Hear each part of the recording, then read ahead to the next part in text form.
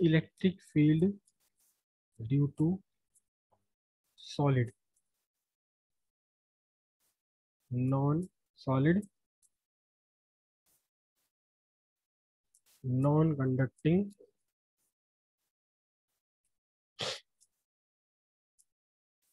Uniformly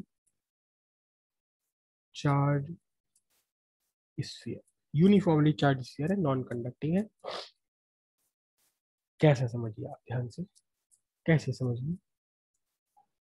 इसके लिए सिर्फ इलेक्ट्रिक फील्ड ही आया है शायद एग्जाम में, इलेक्ट्रिक पोटेंशियल तो नहीं आया। ये आपका एक स्फीयर है, और ये स्फीयर बना हुआ नॉन कंडक्टिंग मटेरियल का, लकड़ी का, प्लास्टिक का, या कोई और मटेरियल का।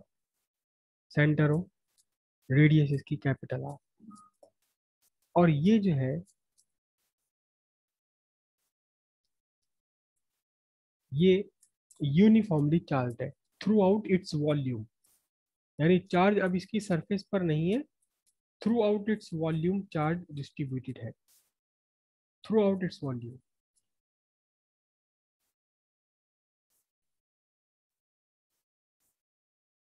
यहाँ पूरे में चार्ज डिस्ट्रीब्यूटेड है यूनिफॉर्मली। तो हमें फाइंड करना है इलेक्ट्रिक फील्ड। वही फाइंड करेंगे आउटसाइड, एट द सरफेस, और at a point inside the surface. तीन जगह फाइंड करना है। कहाँ? At a point outside the surface, right at the surface, at any point inside the solid. Inside, अंदर कितना होगा। तो एक काम करता हूँ मैं, यहाँ केवल एक डेरिवेशन कर रहे हैं हम अंदर पॉइंट के लिए, उसी से हम निकाल लेंगे बाहर सरफेस के लिए और बाहर के लिए। ठीक है। अंदर के एक पॉइंट के लिए हम फाइंड कर रहे हैं क्या, अंदर के एक पॉइंट के लिए फाइंड कर रहे हैं हम इलेक्ट्रिक फील्ड। तो इसके लिए आपको क्या करना, बनानी होगी, ये मेरा पॉइंट है P, this is the point P, here point P, this is point P. तो पॉइंट पी से पास होते हुए हमने एक गॉसियन सरफेस कंसिडर करना है। This is the Gaussian surface passing through point P. और जैसे कि हमेशा होता है, हम गॉसियन सरफेस कैसी कंसिडर करते हैं, हम कंसिडर करते हैं जहां तक संभव हो सके स्फेरिकल। ठीक है। पॉइंट पी इसके अंदर है। अब साथ में इसमें आपको दिया होगा एक कंडीशन, एक क्या दिया है, यहाँ आपको गिवन है volume charge density. Volume charge density यानी कि चार्ज पर यूनिट वॉल्यूम, और ये है रो। याद कीजिए, लैम्डा, सिग्मा और rho. Rho coulomb per cubic metre. Volume charge density या charge per unit volume, rho coulomb per cubic metre, rho coulomb per cubic metre. ठीक है। पॉइंट पी हमने कंसिडर कर लिया inside spherical shell, spherical body, not shell, it is solid. फिर क्या करेंगे, फिर वही करना है काम हमने क्या, कि पॉइंट पी के अराउंड लेना है क्या, पॉइंट पी के अराउंड लेना है एक छोटा सा area vector, D S vector. और यहाँ एन कैप का होगा, दिस इज एन कैप। मैं बाहर तक बना लेता हूँ इसको ताकि कंफ्यूजन ना रहे, कंजेशन ना रहे। और इलेक्ट्रिक फील्ड वेक्टर कहाँ है, electric field vector away from the positive charge. तो दोनों के दोनों यहाँ भी एक दूसरे के पैरेलल आ गए, वही की वही कहानी है, बिल्कुल सारी की सारी वही कहानी है। तो क्या किया हमने,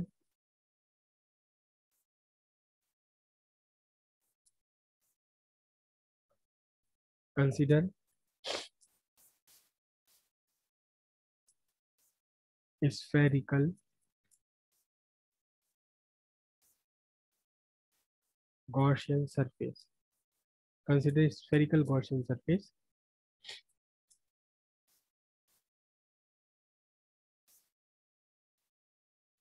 passing through P with O as centre.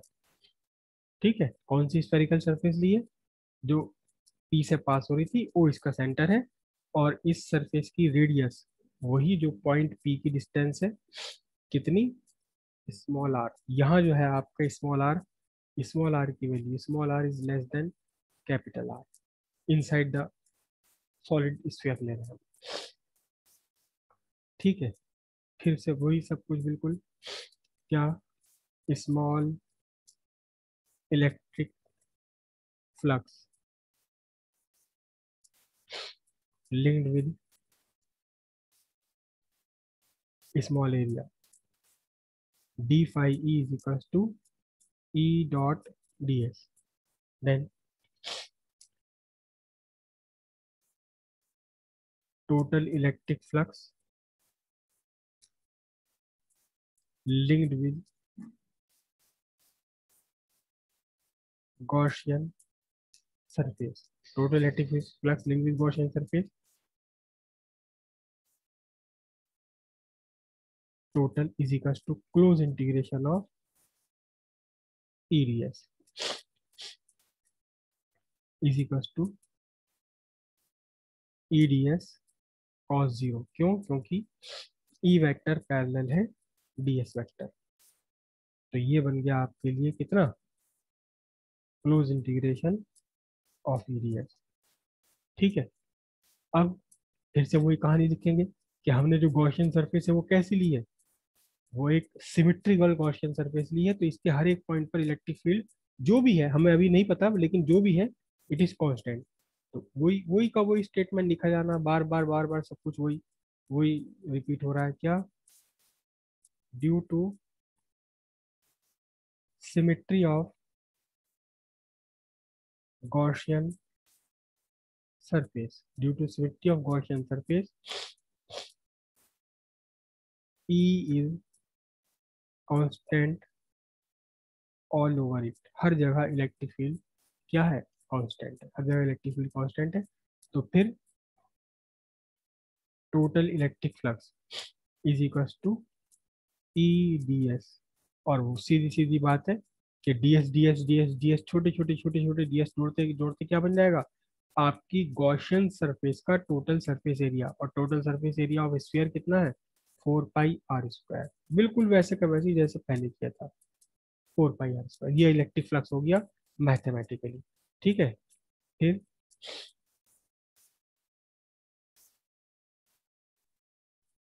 Gauss theorem से हम क्या क्या निकालेंगे,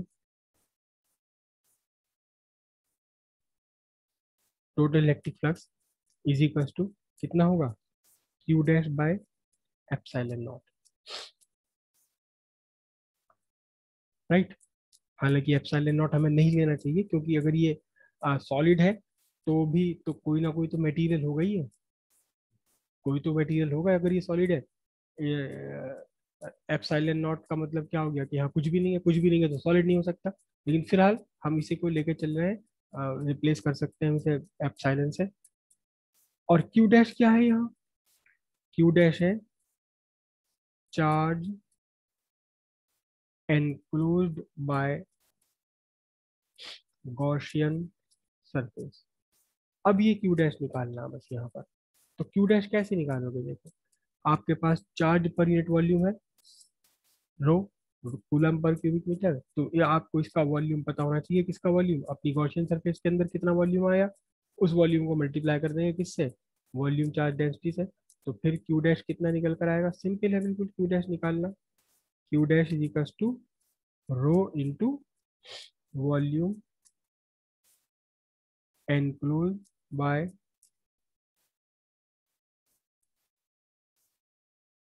गॉसियन सरफेस। तो Q dash is equal to rho, volume कितना बनेगा इसका, 4/3 पाई r क्यूब। अब ये क्यू डैश की वैल्यू उठा करके कहाँ रख दीजिए, क्यू डैश की वैल्यू उठाकर यहाँ रख दीजिए। तो इसलिए total electric flux pi E total equals rho 4/3 pi r cube divided by epsilon not. ये total electric flux Gauss theorem से, ये टोटल इलेक्ट्रिक फ्लक्स इंटीग्रेशन से मैथमेटिकली। तो दोनों के दोनों क्या है, दोनों के दोनों सेम इलेक्ट्रिक फ्लक्स है, एक ही वो से दिख रहे हैं, इसलिए दोनों को कंपेयर कर रहे हैं। तो क्या बनेगा आपका E into 4 pi r² is equal to rho 4/3 pi r³ upon epsilon naught. 4 से 4 कटा, पाई से पाई कटा, r³ से r² से r कटा, यहाँ क्या बचा आपका E बचा, 4 खत्म हो गया, रो बच गया, पाई खत्म हो गया, r बच गया, रो बच गया, पाई कैंसिल हुआ, 4 खत्म हो गया, r² में से r बचा, और अपॉन में क्या बना 3 एप्सिलॉन नॉट न्यूटन पर कूलम। ये आपका आंसर आ गया हुआ। सीधी सी बात है, electric field directly proportional to R, यानी जहां आर की वैल्यू 0 यहाँ इलेक्ट्रिक फील्ड 0, यहाँ इलेक्ट्रिक फील्ड और ज्यादा और ज्यादा और ज्यादा और ज्यादा और ज्यादा और ज्यादा, कहाँ तक, सरफेस पहुंचने तक इलेक्ट्रिक फील्ड की वैल्यू बढ़ती चली जाएगी, क्योंकि ई डायरेक्टली प्रोपोर्शनल टू आ रहा है आर। कब तक, जब तक आप सरफेस तक पहुंचते हैं, जब तक आप स्फीयर के अंदर अंदर है। स्फीयर के बाहर निकल जाएंगे, देखो स्फीयर के जब बाहर निकल जाएंगे आप, अगर आप इस स्फीयर के बाहर निकल जाए, तो बाहर निकलने पर आपको गॉसियन सरफेस लेनी पड़ेगी यहाँ। तो फिर charge enclose by Gaussian surface, जितना भी चार्ज है इसका क्यू, टोटल चार्ज, और फिर इलेक्ट्रिक फील्ड की वैल्यू वही की वही आएगी 1/4πε0 q/r²। यानी कि इस टाइम फिर से for a point outside the sphere the total charge behave as if it is concentrated at the centre. बात समझ रहे हैं, कोई कंफ्यूजन? अगर मैं यहाँ लूँ पॉइंट पी ये ले लूँ, तो मुझे गॉसियन सरफेस यहाँ बनानी पड़ेगी। तो total charge enclose by Gaussian surface क्या हुआ, the total charge on the sphere, जो कुछ भी है क्यू। तो फिर आंसर कितना आएगा, आंसर आपका वही वाला आएगा जो जैसा ये इसके लिए आया था, इसके लिए आया था, इलेक्ट्रिक होलो सेल के लिए आया था, वैसी बिल्कुल बिल्कुल। इस पॉइंट पी के लिए क्या है, इस पॉइंट पी के लिए तो आउटसाइड कोई पॉइंट ले लेते हैं, तो पूरा चार्ज ऐसे बिहेव करता है जैसे कि डिस्ट्रीब्यूटेड ना होकर के सेंटर पर कंसंट्रेटेड हो। और आपका फिर कितना आ जाएगा इलेक्ट्रिक पोटेंशियल कितना आएगा, हाँ ये इलेक्ट्रिक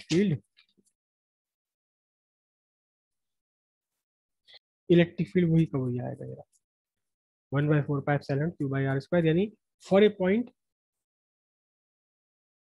अच्छा ये तो हम यहाँ क्या लिखेंगे, for a point outside the solid sphere the whole charge behave as if it is concentrated at the centre. बिल्कुल वैसे जैसे पीछे हमने किया था कि टोटल चार्ज डिस्ट्रीब्यूटेड है ओवर द सरफेस, ये ऐसे बिहेव करता है जैसे कि कहाँ हो, सेंटर पर कंसंट्रेटेड हो, जैसे सेंटर पर रखा हुआ है। तो यहाँ भी बिल्कुल वही कंडीशन निकल कर आएगी, जब आप एक पॉइंट लेंगे आउटसाइड द स्फीयर, तो फिर गॉसियन सरफेस ने कितना चार्ज अपने अंदर एनक्लोज करा, टोटल चार्ज एनक्लोज कर लिया, और फिर आंसर यहाँ पर कितना आएगा 1/4πε0 q/r। Q is the total charge inside the sphere. तो फिर से वही लिखेंगे आप, ये भी क्वेश्चन एग्जाम में पूछा जा सकता है क्या, for a point outside the sphere the total charge uniformly distributed over the volume of solid sphere behave as if it is concentrated at the centre. तो आपने कुछ भी नहीं है, इलेक्ट्रिक फील्ड का फॉर्मूला बताना है, पॉइंट चार्ज का फॉर्मूला बताना है, और दोनों कंपेयर करके कह देना कि चार चार्ज ऐसे बिहेव कर रहा है जैसे कि यहाँ सब जगह डिस्ट्रीब्यूटेड ना होकर सिर्फ और सिर्फ सेंटर पर ही कंसंट्रेटेड है। बात यहाँ तक की क्लियर है। लेकिन जब तक आप सरफेस के अंदर है, स्फीयर के अंदर है, तब तक आपका electric field directly proportional to R बन जाएगा। इलेक्ट्रिक फील्ड का ग्राफ बनाया गया है, कैसे बनाएंगे इलेक्ट्रिक फील्ड का ग्राफ, ये आपका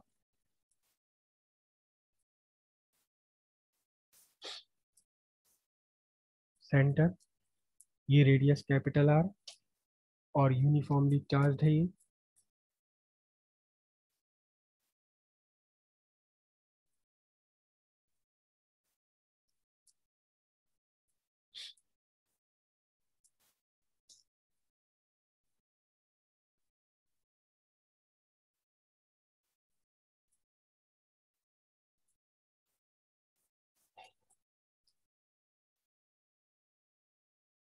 ये आर लिया मैंने, यहाँ इलेक्ट्रिक फील्ड लिया, तो इलेक्ट्रिक फील्ड सेंटर पर कितना है 0, और सेंटर से जैसे जैसे आप सरफेस तक जाएंगे वैसे वैसे इलेक्ट्रिक फील्ड क्या होगा लगातार बढ़ता चला जाएगा, इलेक्ट्रिक फील्ड लगातार क्या होगा, इंक्रीज होता चला जाएगा। कैसे, E directly proportional to R. और सरफेस पर पहुंचकर कितना हो जाना है, सरफेस पर पहुंचकर इलेक्ट्रिक फील्ड हो जाना 1/4 pi epsilon naught Q by R square. Q क्या है यहाँ पर, Q is the total charge, जो टोटल चार्ज क्यू है इस पूरे के ऊपर। और जब जैसे ही आप सरफेस के बाहर निकल कर आएंगे फिर तो ये वैसे ही बिहेव करेगा जैसे सारा चार्ज यहाँ यूनिफॉर्मली डिस्ट्रीब्यूटेड ना होकर के सिर्फ और सिर्फ एक पॉइंट सेंटर पर रखा हुआ है। तो फिर से जब बाहर निकल कर आएंगे तो इलेक्ट्रिक फील्ड कैसा बन जाएगा, इलेक्ट्रिक फील्ड आपका बनेगा inversely proportional to R, E inversely proportional to R square. जब तक फील्ड अंदर है आप, तब तक E directly proportional to R, और बाहर निकलते ही E inversely proportional to R square. Clear है यहाँ तक की बात।